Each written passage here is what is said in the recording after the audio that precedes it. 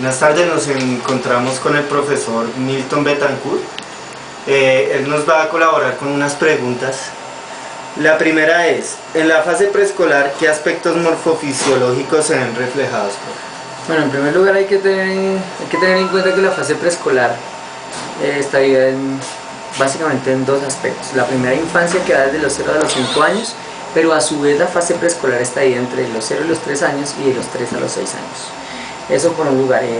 Por otro lado, hay que entender que la morfofisiología es la ciencia que estudia la estructura del cuerpo humano, y la fisiología es cómo funciona esa estructura, es decir, cuál es la relación entre tejidos, organismos, sistemas del ser humano.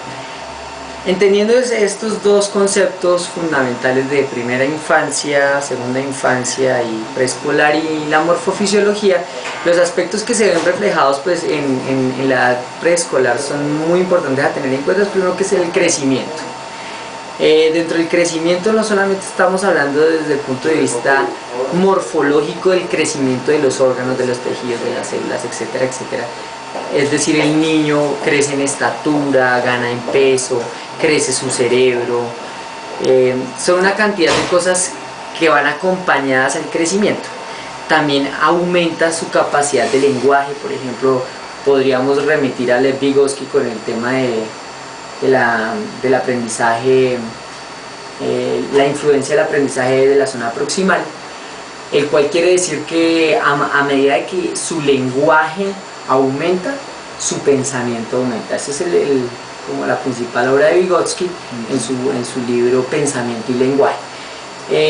Tomándolo desde Piaget, que es otro de los referentes importantes del crecimiento en los estadios, porque su propuesta es desde los estadios, no es de Piaget, desde el lenguaje. Entonces hay diferentes estadios.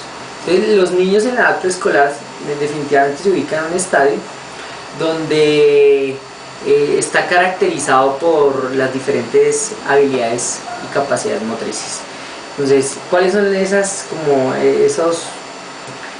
habilidades o capacidades motrices que se deben trabajar ahí? Pues ya internando un poquito como en la segunda pregunta. Sí, sí, profe. Sí. La segunda pregunta sería esa. ¿Qué habilidades motrices básicas se pueden manejar ahí en esa fase? En esa fase, entonces, precisamente, primero hay que entender que los niños aprenden a caminar entre los 11 y los 14 meses normalmente. ¿Sí? Teniendo eso en cuenta, pero ya que estamos hablando de que son niños preescolares, entendiendo aproximadamente que son a partir de los 3 años, lo primero que debemos es acentuar una muy buena marcha, aunque ellos ahí están creciendo y se están desarrollando vestibularmente, cefalocaudalmente. Todos sus patrones de marcha, de coordinación de la marcha, la alternancia no solamente del tren inferior sino del superior, el equilibrio, podemos estar iniciando un poquito el trabajo de equilibrio, trabajos prensiles, es decir, agarrar, manipulación, y ya podemos estar trabajando con patrones básicos de movimiento, independientemente de la marcha, como después de la manipulación, como lanzar, patear. Obviamente que lo van a hacer de una forma o de una manera no tan coordinada. Sí, eso es como abordándolo desde esos dos autores, desde Vygotsky, desde Piaget, que son los más importantes. Listo, profe. Muchas gracias. Bueno, que esté muy bien, hasta luego.